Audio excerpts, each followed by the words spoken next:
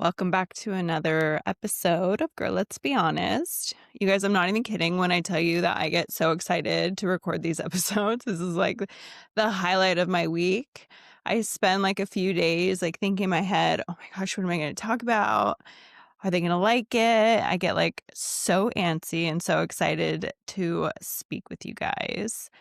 It's been a hell of a week. As a dental hygienist, the last month of the year is like go time. Patients are always trying to get in last minute. They want to use up all their benefits. They want to get their cleanings. They want to get their treatment. It is so exhausting. I literally came home and just like laid in bed in the dark and was like, just cuddle me. Fell asleep for like 5 minutes, drank a bloom, and here we are. I think it's going to get real nitty gritty today. I asked you guys in the comments what you wanted to hear me talk about. I had one person respond, and she wanted to know how my fiance pulled off my engagement. And yes, that story deserves its own episode, but I thought I would start at the beginning. Oh boy. So, growing up, being bullied, feeling very unwanted, not pretty, not cute. When I finally, lost some weight, got some confidence, fake, fake confidence, boys started noticing me. I got a boyfriend. It was the guy that I had been chasing for 2 years before that. Finally, I was like cute enough for him to date me. And let's just say, because I was so insecure and so unhappy with myself and didn't have any self-love, and, I was given some love growing up, but like I have a lot of abandonment issues when it comes to my mom. I would seek outside validation. Shocking. I obviously had no coping skills, none of that. So even though I was in a relationship, I would like seek outside guys and I would cheat. And now I'm like 17, 18, 19. I mean, I just like craved attention and craved love. And I thought that getting that from outside sources was what I needed. I thought that was going to make me happy. And it didn't. And all I wanted was just more attention. And I didn't know like how to love myself. Poor me. Little me was just so insecure and so desperate. And that was a really bad pattern. I would say that like my drug addiction, my alcohol choices, my drug addiction, partying all the time, like that was the fuel behind the fire. I just didn't really have like any type of morals, I guess, or loyalty. And it really just was me being so unhappy with myself. I dated this guy for 3 years, and then he's basically who I started my drug addiction with. He was an addict first. He basically got me into it. I'm not going to give him credit for my addiction, but that's kind of where it started. I take full responsibility for that. He, I believe, was just using me the last probably 2 years of the 3-year relationship as a way to get drugs, as a way to like fuel his addiction. He was very codependent on me, relied on me heavily, and I always was like the supplier. He would steal from me, all these things. He was a real piece of work. I wish he could get clean. He's still on drugs. He's 36. We were like 16 when this started, so he's been on drugs for 20 years. Straight up. Hardly any clean time ever. I feel really bad for him. I feel really bad for his mom, but he can only help himself. I hope he gets it together. The next relationship I was in, man, you know those toxic relationships where it is like so good when it's good, but so bad when it's bad, and you guys cannot stay away from each other? That was me and him. And I was dating the first one when I started dating this one. So, um, and man, we were like Bonnie and Clyde. Our addiction fueled each other. Our like love fueled each other. It was so, so bad. And we could not stay away from each other. It was really bad. And eventually he got clean and I couldn't. And he left me for good. I mean, this was like break up all the time, get back together, break up all the time, get back together. Really, really bad cycle. And I thought it was the love of my life. My gosh. And I started dating my drug dealer, who is 12 years older than me. And he used to beat the shit out of me. He probably doesn't think so, but I know he did.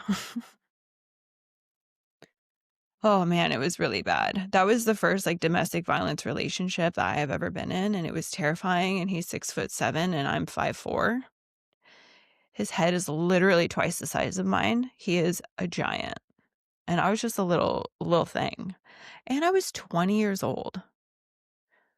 He was 32. And the double standards were so bad. I mean, that was really bad. I honestly did not stay in that for too long. But when he's your drug dealer, I mean, I was like heavily dependent on him. And he would use that against me, and he would like take my phone, break my phone, take my purse, keep all my shit. Luckily, I would like have my phone, like if he took my purse, I would like have my phone in my pocket and I would like escape.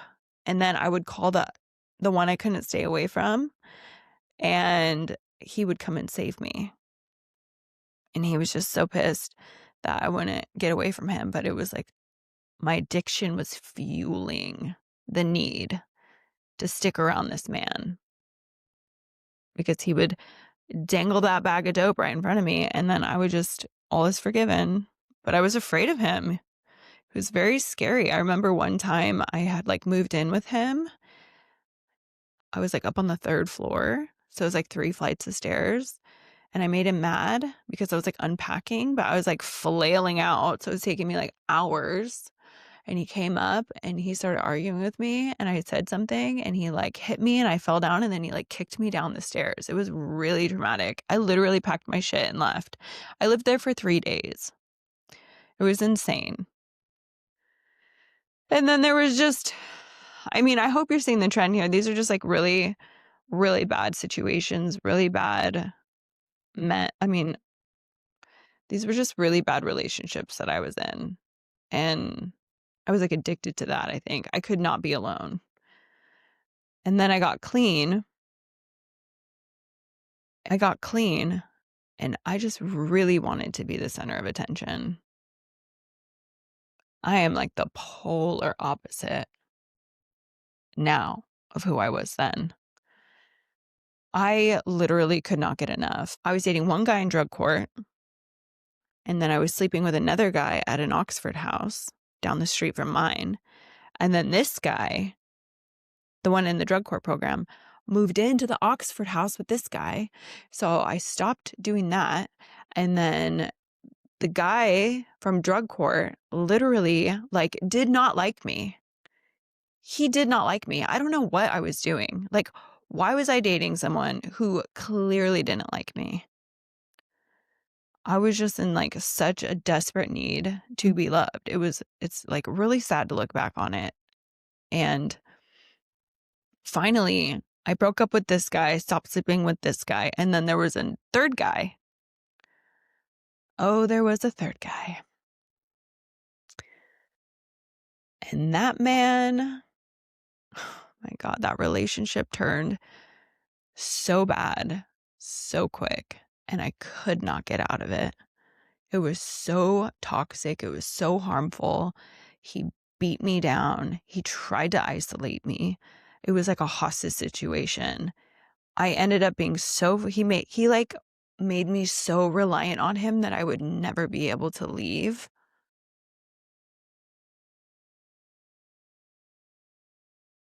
It's kind of really hard to talk about. I don't know when the last time I talked about this was, but he was so insecure.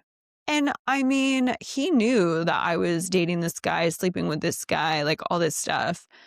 And he knew that I was dating this guy and sleeping with this guy, and they were all living in the same house together. And he moved out of the house, convinced me to be his girlfriend. He was also 12 years older than me. Starting to see a pattern here. Oh my gosh. It was like a really slow, like,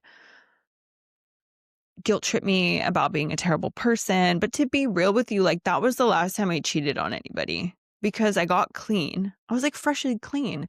And I didn't really know that, like, these things that I was doing made me feel icky because I was always on drugs before when I did them. But now I was finally clean and I realized I feel like shit. Cheating on my boyfriend makes me feel like shit. So I didn't do it anymore.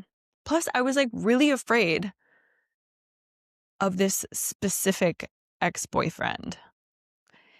And he and I would fight, and we would fight all the time. All the time. I literally hated being with him. I could not get away. I don't know why I couldn't leave. I was like seriously just stuck. And I was living in an Oxford house, and we would fight at the Oxford house. He would not leave. He would block the door. I would tell him, you need to get out of my way. He would tell me, no, I'm not moving. No, no. And I'd be like, leave. And, like, he just brought the worst out of me. And then we would fight in the car, and I would literally get out of the car and he would drive in circles screaming at me to get in the car. And I would just keep walking, and he would pull over in front of me, like, skirt up on the curb, trying to get me in the car, and I would run from him. It was insane. It was so bad. He would make me so mad. And I don't even know how to explain the full extent of how bad it got, but we ended up moving in together. He kept telling me, like, just quit your job, I'll take care of you, like truly trying to isolate me. I think the only thing that saved me is we were both in NA, Narcotics Anonymous. And so we had like mutual friends. And so he could never actually isolate me because he had to keep an image in the rooms. And I'm an open book. So I'm talking to my sponsor about this. I'm talking to my counselor in drug court, and she's telling me all about the domestic violence circle and how we are checking every single stage. I had never heard about it before. My counselor, she really like helped me. I still wasn't ready to leave. I was like terrified of not having anything that I had built for myself. I didn't know how to leave. We are now living together. I'm like stuck in this situation. I remember one time I almost got kicked out of my Oxford house because we were fighting, and it got physical. And they really tried. And I'm in drug court. Like, I cannot get kicked out of this Oxford house. I do not want to go to prison. I don't want to get in trouble. I don't want any of this to come to light, but they can clearly hear what's going on. Screaming, fighting, hitting. I mean, they can hear it. It is so bad. I lied my ass off in that meeting. Like, we have house meetings. I lied my ass off. I was trying to save my ass so bad. This was like truly tumultuous. And then when we lived together, he would block the door so I couldn't leave. We would fight, and I would try to get away, and he would physically keep me locked in the bedroom until I gave in to whatever it was that he was trying to demand from me. I literally was being held hostage. I remember I stayed the night. I finally like got some time away, stayed the night at my friend's house, my friend Hillary. Shout out to Hill Dog. Oh, I'm going to have her on the podcast because we got to talk about this. And she's been through some shit. We got to talk about that too. But I'm ignoring his calls because, of course, we're fighting. And I'm at Hill Dog's house. It's an apartment complex. He doesn't know where the apartment is, but I hear his truck. He had a like Dodge Cummins engine diesel truck, very specific sounding engine. You could hear it from a mile away. I always knew when he was coming. I'm still like triggered by the sound of that truck. I hear them on the street and I literally get like physically fucked up from it. I hear his truck. I shit you not, driving around the apartment complex. We are like dead silent laying in the bed, pitch black. We're just like, oh my God, I'm like trembling. And I start hearing him screaming my name, Nikki, Nikki. And I'm just like, no fucking way is this real. This is insane. I mean, like, this is truly insane. And then finally, one night, I can't even tell you what we were fighting about, but he was choking me out up against the door. I was trying to leave. He started choking me out. He looked me dead in the eye with his crazy eyes because he had like two different sets of eyes, his regular eyes, and then when he would flip this switch, crazy eyes. And he looks at me and he says, if you ever try to leave me, I will fucking kill you. And I believed him. So I, the survivor that I am, pretend like everything's fine. I'm not going to leave. Everything's fine. And then in the morning, I call my sponsor and I tell her what happened. And he went to go get food with his friend. And I was like, if we're going to work this out, you need to go tell your friend what happened and what you said. And then my sponsor told me, it's time to go. You have to leave. He's going to kill you. You are going to get killed. And I realized for the first time, I am in a very dangerous situation. And I packed what I could and I went to my friend's house and I stayed there for 3 days. I did not leave. I did not tell him where I was. He tried figuring it out. He tried begging me all this stuff. And I was like, you have to move out.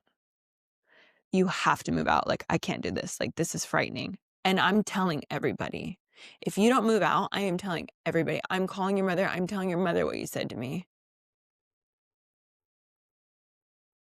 And he agreed.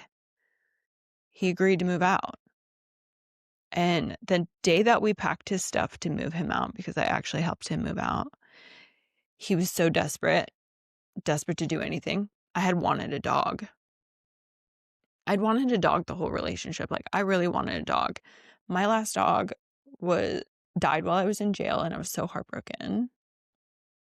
And I really wanted a dog. So as a last, like, desperate attempt, he was like, where do we get a dog? And I love Chihuahuas. And I said, at this time it was Craigslist. This is like 2016. Craigslist. And we find Chihuahuas. So he takes me. He's like, let's go get one right now. So he takes me to get a Chihuahua. And I literally come home with Lulu. That's how I got Lulu. And then I said, okay, we have the dog. Thank you so much. It's time for you to move out. We have to separate. Because I'm still playing it like we need time apart. Like, I need you to move out. Like, all this stuff. And his friends are telling him, his sponsor's telling him, you gotta go. Like, this is not okay. This has gotten really bad. And then he moves, and then I'm just like alone in this apartment. And this is literally right when me and Casey become best friends. Like, she moves in and it's just me, her cat, and Lulu against the world. And now that she's there, I'm safe. I'm safe from him. Well, he relapses, of course. He starts doing heroin again. I am at a new job. I had to get a new job, and I am more financially independent with this job. I become a server. I'm working at Sherry's. I'm like on the floor working my section, and he walks in, and I'm at a table. He walks straight up to me, and he's like, "I have to show you something." And I'm like, "I am at work. Why are you here? Like, this is ridiculous." And he pulls out an engagement ring, and he's like, "Will you marry me?" And I'm like, "When I said I didn't want to be with you, that meant I didn't want to be with you. That didn't mean I wanted to marry you and be with you for the rest of my life." So, like, this is still happening even after he moves out, and I haven't been talking to him, and he just shows up high as fuck at my work where I'm working with an engagement ring and thinks that this grand gesture of proposing to me while I'm on shift in a fucking green polo shirt tucked in fucking black pants at Sherry's is the most romantic thing ever. And that, yes, you know what? Good idea. You just said you were going to kill me if I left you, but why don't I just marry you? Fuck. So I tell my manager, like, you got to get him out. And so my manager was like, you got to go. This,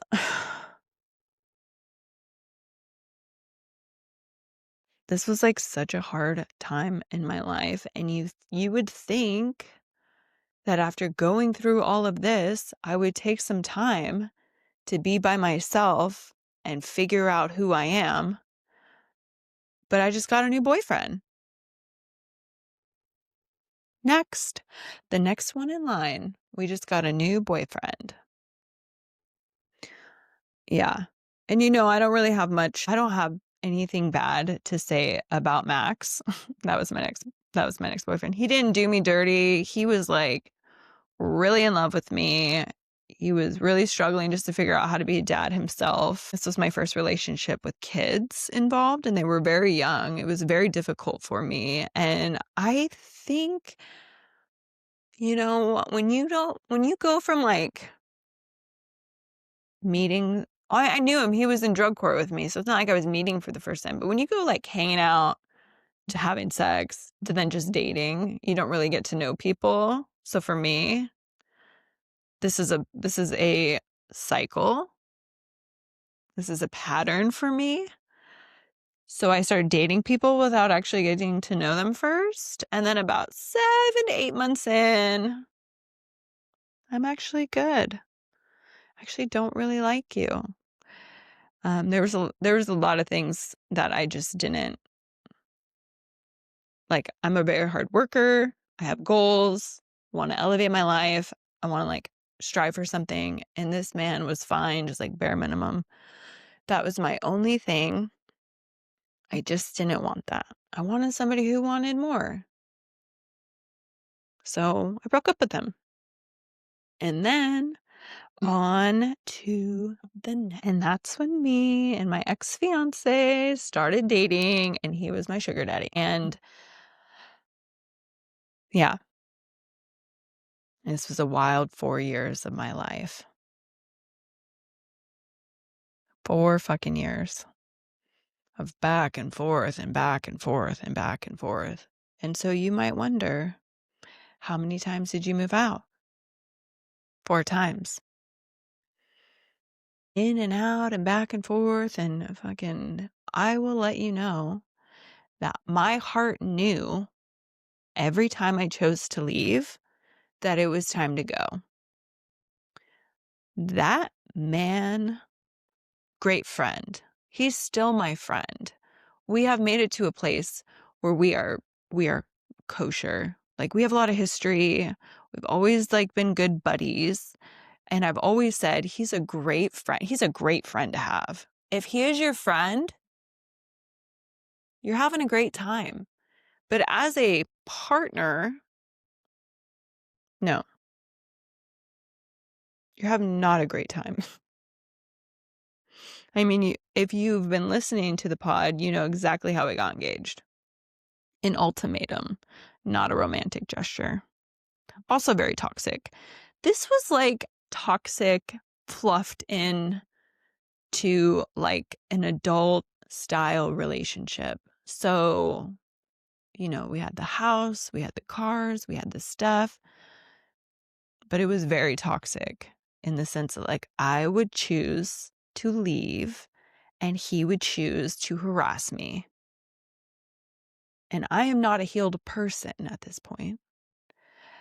And I can't stop. I cannot let him go. Like, I can't stop responding is the problem. I can let him go, but every time he texts me or emails me, because I block him and then he emails me and I can't figure out at that time how to make the Gmail just delete, block the fucking email. There was no way to block the fucking email. So I figured out how to get it to go straight to the trash. But I'm checking the fucking trash all the time. Constantly checking the trash, reading the emails. What was the point? Just let it fucking notify me. And he knew exactly how to manipulate me or annoy me to the point where I just gave in and I went back. Girl, are you okay? Till it was too much. Pandemic really did a number on us. And I think that I was just like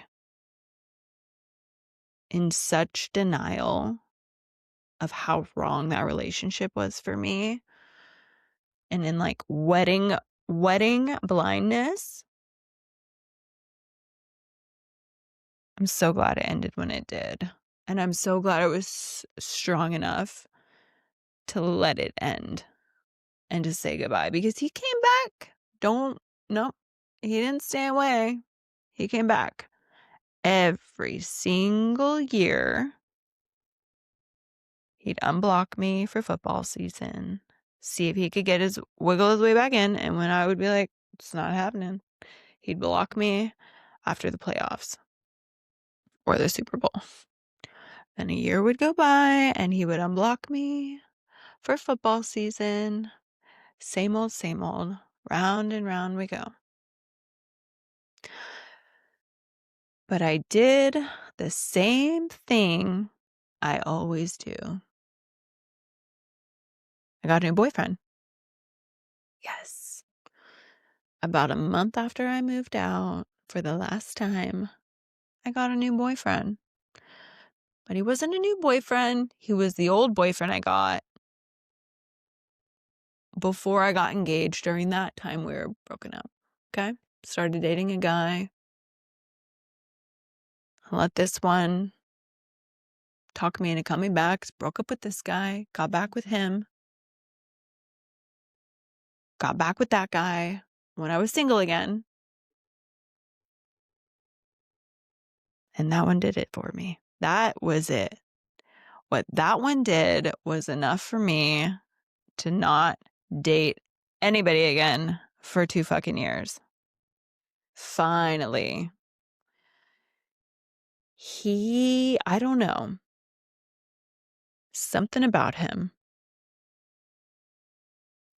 First of all, he's probably the first actually like really hot guy I've ever dated. Like really hot. Like body, tats, the hair. He was not nice. He was a little crazy with me. It was like a whirlwind romance that lasted like 3 months. And then he broke up with me for the first time. I got broken up with. And I was heartbroken, heart shattered. But he wouldn't leave me alone. He broke up with me, but he wouldn't stop texting, FaceTiming, coming over to hang out, taking me out for food. He would not leave me alone. The only thing is he would not kiss me, have sex with me, anything. And that's how I get my validation. This drove me insane. And this went on for 10 fucking months. And I would block him, unblock him, block him, unblock him, tell him off, tell him I miss him. I mean, it was insane. My behavior was awful. If you were my friend during that time, I know I was driving you insane. I just know it.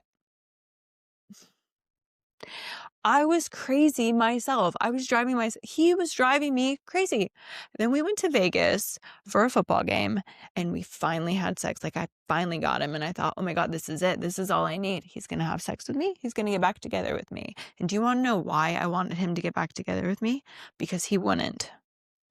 It was not because I actually wanted to be with him, because this man actually wasn't great. I was never sure when I was with him. I was always like, I don't think he's the one. I was so unsure about him. And you know what? He was very unsure about me. That is the number one thing I will never forget. And if you are going after somebody who is unsure about you, do not waste your time. If you are unsure about them, do not waste your time. Because when you meet the person that is for you, you will know. There will be no questioning. You will fucking know. And this man wouldn't leave me alone until he met a new girl. And then he blocked me. And I was so heartbroken. I was torn apart. I was crying all the time. And then I had somebody come up to me, the same mentor who took me to see my dad when he died, who knew my family dynamics very well. And she came up to me because I would cry in the meetings and I would cry and I was so heartbroken and he doesn't want me. And now he's blocked me. Now he's with this other girl. And she said to me, it's not him at all. He triggered your childhood trauma of abandonment from your mom. Holy fucking shit. Yeah, that's exactly what he did. And guess what? As soon as I knew that little information, totally fine. You can have him, please. He's a fucking idiot. Jesus Christ. Totally cured of whatever heartbreak that was harboring in my soul. Had nothing to do with him. It was my trauma. Thanks, Mom. So I end up being single for 2 years. I end up getting I'm in my senior year of my dental hygiene program. I'm thriving. I'm looking hot. I'm looking confident. Like I'm feeling good, feeling myself, like truly healing. Something changed in me. I healed so much. I grew. I was like a little flower. I was like a little orchid with the little blooms for the first time. Those beautiful fucking orchids. Oh my gosh. No petals fell off yet. It was the best time mentally that I've ever had by myself. It was so good. And then I started dating. You guys. Oh, gosh, I was having so much fun. There was a lot of losers. And then there was a lot of guys that I gave girl names because that's what I do when I like you. Give you a little girl name. I really learned like how to go on dates, how to meet people. I was like back. I was like going out with women. I was going out with men. I was so confident. I was going up to people out in the wild and asking if they had girlfriends and giving them my number. It was a time to be had. There was a professional baseball player. I'm really sorry to my fiance. She's going to listen to this episode. Oh my gosh. But like, this is when I met her. I was working at Thirsty Lion.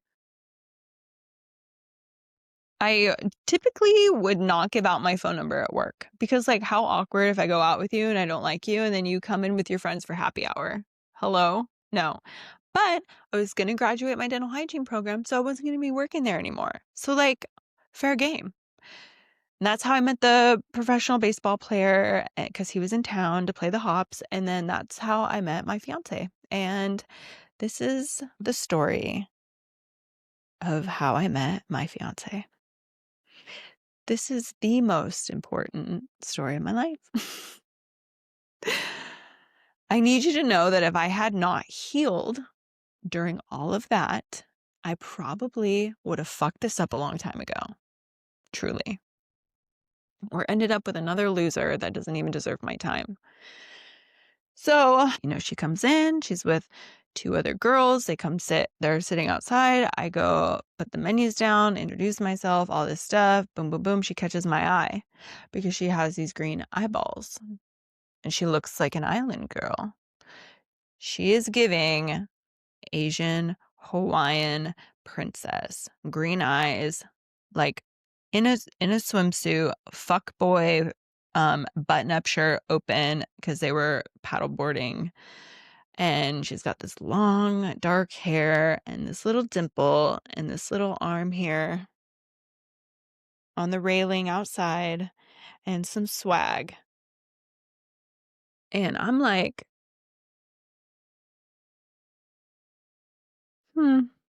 she's hot. So I'm just chatting and being so fun and flirty and outgoing. And I don't know if any of these girls with her are her girlfriend. So I'm like, how do you guys know each other? They work together. Tell them all about, just like I do with you guys, just like spill the beans, open book, nothing's off limits. Talk about school. They say like, oh, you should take a shot with us. I'm like, oh, I don't drink. I'm in recovery, all this stuff. Boom, boom, boom. And then at the end of it all, because I still need to get my tip, and I don't know if any of them have a thing. And to be honest, I wasn't even sure if she was gay. My gaydar was my gaydar, my spidey senses, they were tingling. But you don't really know. I wasn't really sure. My fiance doesn't look that gay, truly. People like to put like gender roles on our relationship. They want to know like who's the guy in the relationship, and there is not one, and that is the fucking point. We're both women. She's a little princess, and so am I. Just because she doesn't wear makeup all the time doesn't make her the boy of the relationship. She is my passenger princess, okay? She's very feminine. I do not date masculine women. If I wanted to date a masculine woman, I would date a fucking man. I want a pretty, pretty princess, okay? And so, now that we've got that out of the way, I wasn't sure if she was gay. So I'm like, you guys are so cool. Can I get all of your Instagrams? And I get all their Instagrams. And as soon as she accepts, I'm scrolling. I'm looking for a girl. I'm looking for a guy. I'm looking for anybody she might be in a relationship with. All I see is a cute dog. And so I find her profile picture is her in a bikini. And I go and I leave a little hot emoji on there. A little. Typically, I'm like very straightforward. I'll just give you my phone number so that way you know. But now I'm being like stealthy. I didn't slide in the DMs. I left the fucking emoji. And guess what? Crickets. Crickets. No response. She didn't even like my fucking emoji. So then I'm like, maybe she's not gay. Maybe she doesn't like me. Then a month goes by. She's watching my stories. I see her watching my stories. So what do? My stories, I get a little wild. Get a little cutesy. Get a little swimsuit action. Get a little sexy. Because I know she's watching. And then one day, a couple months into summer, I'm swiping. And what do I see? Is the exact same picture as the one I left the emoji on the gram. So on my little lap, I swipe right. But I say, let me just go back to Instagram and shoot my shot. So that's what I did. Slid into the DMs, let her know, hey, I should have just gave you my number, but I was worried that maybe one of those girls were your girlfriend because now I know 100% this bitch is gay. It's my time to shine. Let's go. She tells me, oh, I didn't realize that you were hitting on me. I'm like, hell yeah. I'm like, when are we going to get out? Like, I need to go on it. Like, when are we going to go on a date? Like, can we go do something? And she tells me that she's in this very complicated long-term situationship that she doesn't really know what she's doing with that. So I'm like, cool. Should I be respectful of that? Or can I send you nudes? And she's a very shy girl. So she was like, hello. And then didn't really know what to say. And then I'm like, oh, did I say something wrong? Anyway, that was basically like the beginning of everything. And then she just kind of started showing up, stopped in at my work just to get like a drink and a happy hour item, wanted to like stop by and see me after work, wanted to stop by the dental office that I was working at because I was doing my externship and she worked right down the street. She just kept showing up. She didn't actually tell me like she thinks I'm cute or anything. She just was like physically putting herself in front of me. And then she'd be like, do you want to go get food? And I'm fucking down. I'm playing the long game. I'm like, whoever it is that you've been seeing for the last 2 years that doesn't want to commit to you, like, fuck that. I'm here. I'm ready. I like you. I want to do this. Like, I'm very straightforward. So yeah, that's how it started. And then I graduated and we really took things slow. I mean, I think back we maybe had like 1 or 2 sleepovers a week. We had separate houses, like all these things. And then, Jasmine died 2 months into us dating. And I have never been supported by anybody the way she supported me. I mean, she just like sat on the floor with me and let me cry and was like, it's okay. I'm here. Just cry. She would make sure that like I had food. She would make sure that I would get outside. I don't even remember a lot of that time. I've shared about this before, obviously. And she was always so supportive of me. Like she was truly the first partner that I have ever had that had my back and held me down. And she loved me. I mean, she would not tell me she loved me.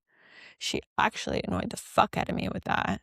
But she loved me and she treated me as such. And I don't know how taking 2 years off of a relationship and growing and not really practicing what I wanted ended up in a healthy relationship and how I became the fucking like voice of reason when we fight. But we figured out how to like communicate in fights, and I think that's really when I realized like this is my person, this is who I want to spend the rest of my life with, because we have it all.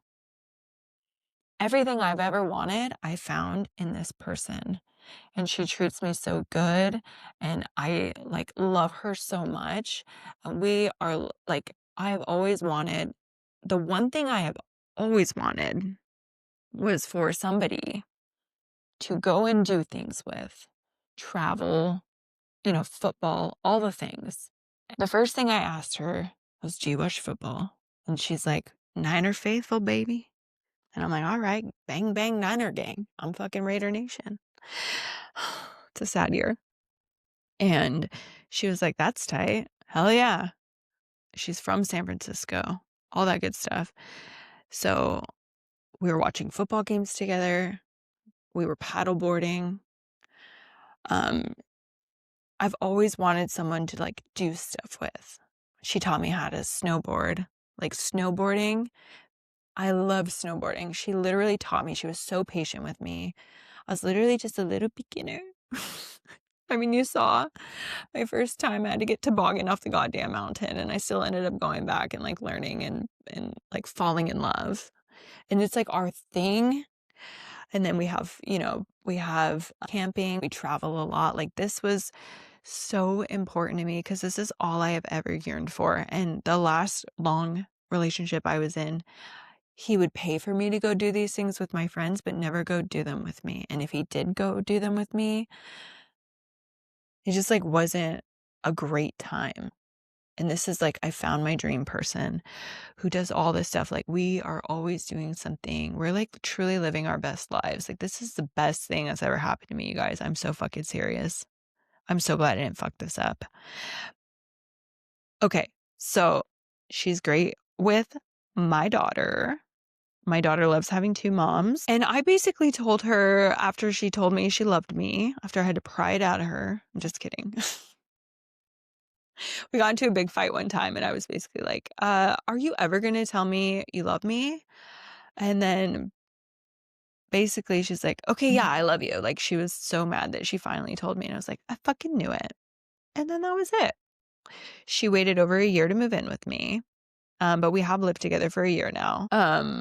I told her, like, at whatever time, I think I was like 34, because we started dating when I was 33. 34, I said, I do not want to get, like, I need to be married before I'm 40. I have to. So if at any point you feel like you want to marry me, you better fucking ask me. And we've always had the agreement, because she's very like, we're both bisexual. That's how we make this work. We're both attracted to men. It's very unfortunate, but we are. I like tall guys. She likes black guys. I don't know. It's totally different. But I think we work so well because we swing both ways. So we understand each other, but we choose each other, because we'd much rather be in a relationship with a woman than a man. But she's always been like, she doesn't want to fall into that like stereotypical lesbian, like U-Haul on the second date type of thing. We just want to take our time. We want to make sure it's right. But I did tell her,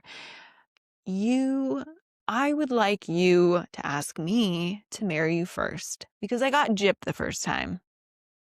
I really want a grand gesture. Like, I bet you anything, if I had never been engaged before, I wouldn't even think I needed a grand gesture. But because I got so fucked the first time, I knew exactly what I needed. She listens. So that was always the plan. She was going to propose first. So let me tell you about the most magical surprise, the most beautiful, most thoughtful, most detail-oriented thing I've ever experienced in my entire life. She sets this up like months in advance, and I am fucking clueless, you guys. I am so clueless. Oh my gosh. Looking back now, the signs were there. I had no idea. So one day, I don't even know what month, she's like, oh, Sin's gonna come visit. We're gonna meet her girlfriend for the first time, because her best friend lives in Colorado. She's also gay. She's got this new girlfriend. We kind of started dating around the same time. And so I've never met her. And so she's like, it's time for you to meet my best friend. You know, you met my family, which I didn't meet her family for a year. Like, we started dating or seeing each other. I didn't meet her family for a year. I was the first girl she had brought home, or I was the second girl she's ever brought home, but she hadn't brought anybody home for fucking years. Like 7 years, I think, at this point. I was the first one. It was a lot of pressure. Let me tell you that. And there was like 150 people there, because it was a 1-year-old birthday party. Oh my God. We'll get into that later. Anyway, my fucking future in-laws are so fun. I love them so much. They were so kind to me. Okay, so we're going to meet the best friend. She's going to come in July. We don't know when. They're going to stay with us. I was like, perfect. That's so much fun.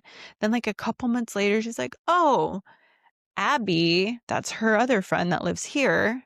She's putting on this fundraiser for her company, and she wants us to come. And I'm like, oh, well, we don't have any money. And she's like, yeah, but she just wants to like fill the room. That way it looks like there's a lot of people with money there. And I'm like, oh, okay, yeah, sure. That sounds cool. Where's it at? It's like, oh, it's at Timberline. I'm like, hell yeah, that's tight. She says it's at the lodge at the top of the lift. And I'm like, that's cool. We get to like take the lift up to the lodge in the summertime in July. That's so cool. I love that. She's like, yeah. And since Sin's going to be here, she's going to come too. I'm like, oh, Sin and Abby have met. That's so cool. Okay, fine. Fun. And then she's like, yeah, there's a dress code, but I'll know more when we get the invitation. The invitation comes. She's like, oh, do you want to look at it? I'm like, no, it's fine. You know, I have it in my calendar. And then she's like, well, the dress code's all white. And I'm like, oh, okay. I have like this little romper in mind. Mind you, it's July, so I figure it's gonna be hot up at Timberline. That's Mount Hood if you're not from Oregon. So it's like a mountain. It's where we snowboard. It's literally our home mountain. That's literally where we snowboard. Yeah, the details. And so the day comes, actually the weekend comes where her best friend is here. And I am the absolute brat because we're staying up late. I'm so tired. We're watching Love Island. I'm like sleep deprived and cranky. Totally. So when the day comes, I go and work out. They're here. They're like, is she ever going to come home? I come home. I almost put my hair in a ponytail because I didn't want to go. I was being such a brat. She tells me, oh, Abby wants us there early. I'm like, she's going to make us fucking come early to help her set up. I am being outrageous. Like, it's so embarrassing looking back. It's terrible. Okay. I get ready. The fucking romper doesn't fit me. Because remember, I gained weight after Jasmine died and I haven't lost all of it yet. So I'm still kind of a little chunky girl. I have a fucking meltdown. What am I going to wear? It's got to be white. So I'm like, maybe my graduation dress fits me. So I put that little number on. It's like a little, it's strapless. It has like a little poofy dress. If you've seen the pictures, you know this is exactly how I came to wear what I was wearing. Heels. She tells me, you can't wear your Apple Watch. I said, oh, can't wear the Apple Watch. Don't want to look poor. Don't want to look white trash at this bougie event. Please. Nobody put their Apple Watch on. So funny. I drive. She's like sweating. Everybody in the back is acting weird. I'm like, oh my God, they hate me. They're seeing me act like a brat. Had my little meltdown. They literally fucking hate me. We get up to the mountain. She's like, oh, I got to go grab our lift tickets. I'm like, perfect, because I need to like put my heels on.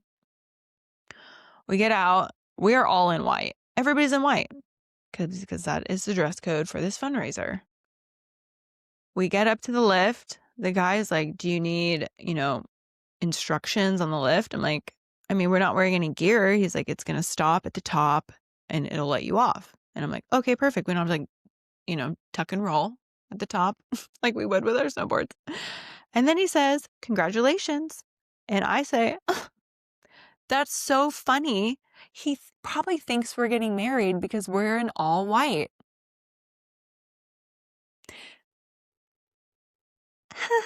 Nervous laughs. I'm like, I'm very tired, you guys. I don't really know what's going on. This is like the best I can come up with. It's a 6-person lift. We go up, I look back, I realize that they're not getting on the lift with me, and I'm like, or with us, and I'm like, oh, you know what? They probably want their own alone time. How romantic. And I'm like, holy shit, look at how I'm so distracted by the mountain and how empty and different the mountain looks without snow on it. I'm literally acting the fool, taking videos. Oh my God, where'd that tree come from? Oh my God. I'm like showing me on the lift with my little heels kicking, with the phone. She says, can you put your phone away? You're making me nervous. I said, excuse me?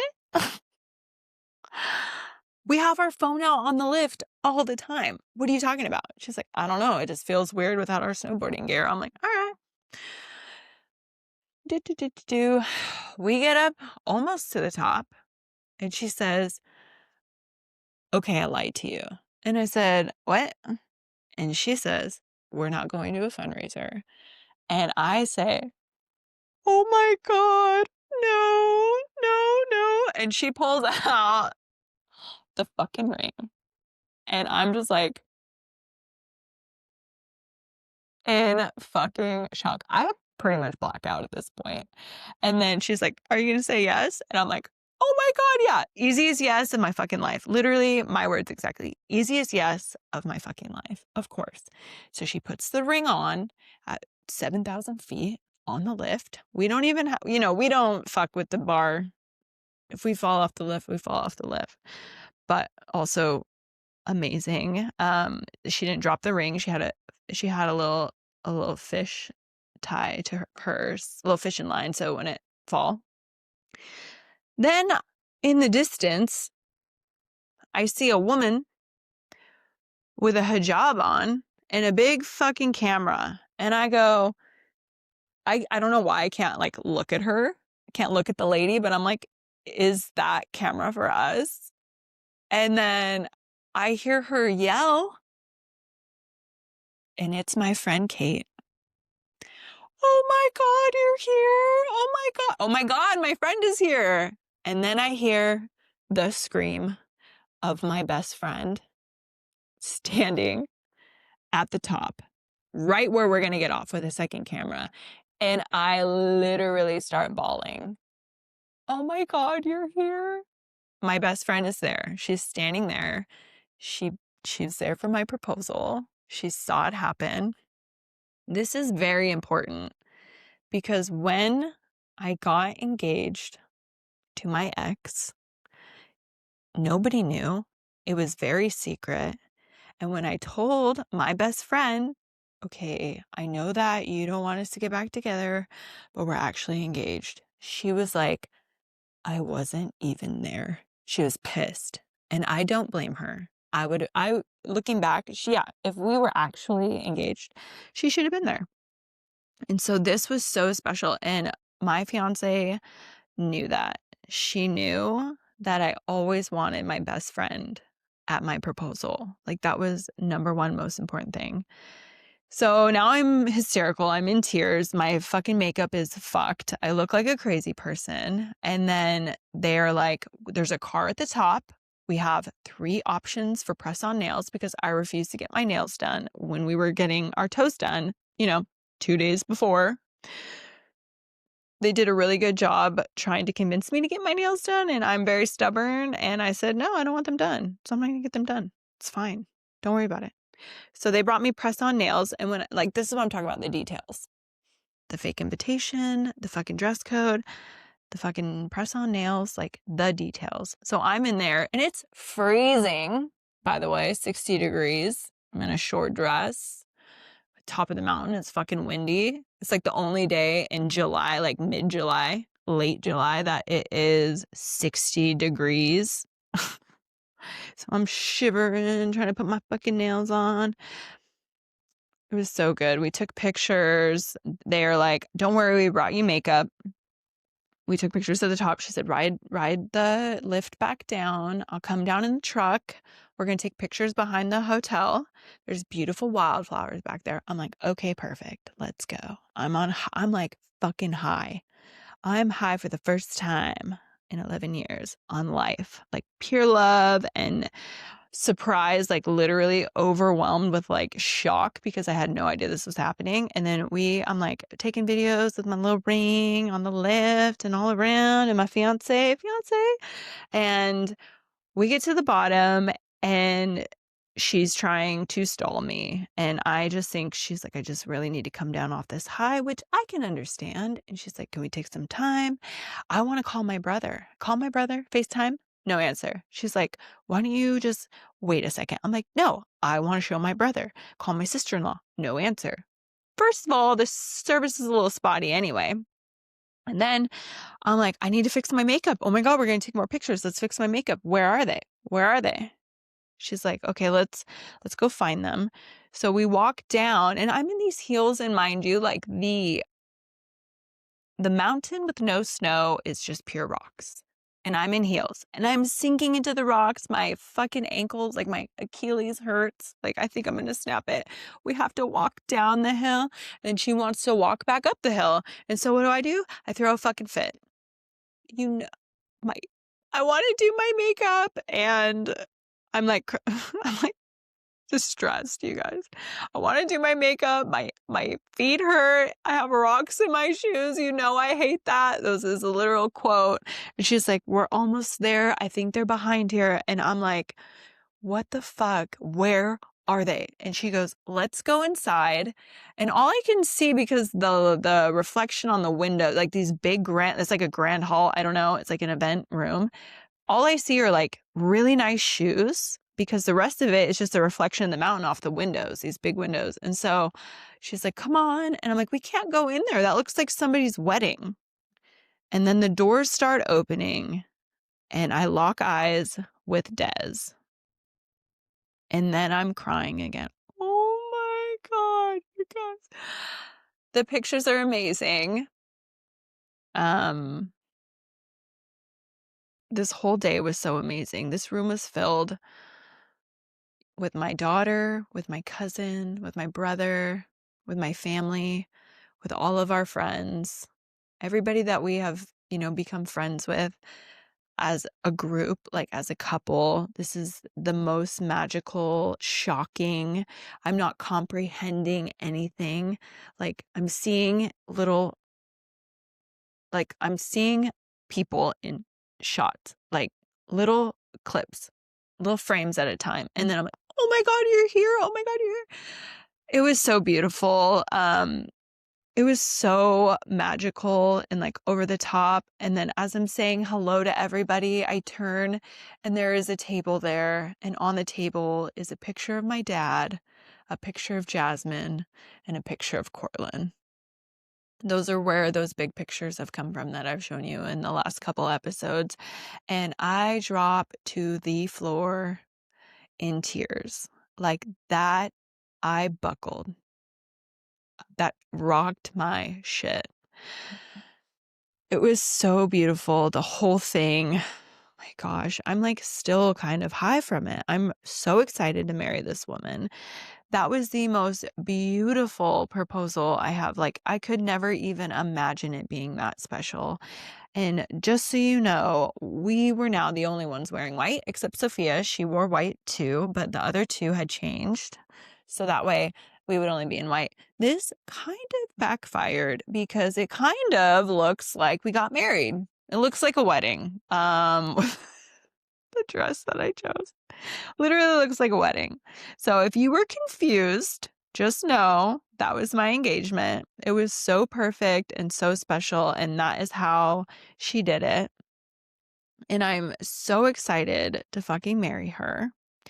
I ended up proposing back to her. Avi. She's a beautiful woman. She deserves a beautiful grand gesture. She loves the ocean. We were going to Hawaii. I thought, wow, this is perfect. Went out, got her a little ring. And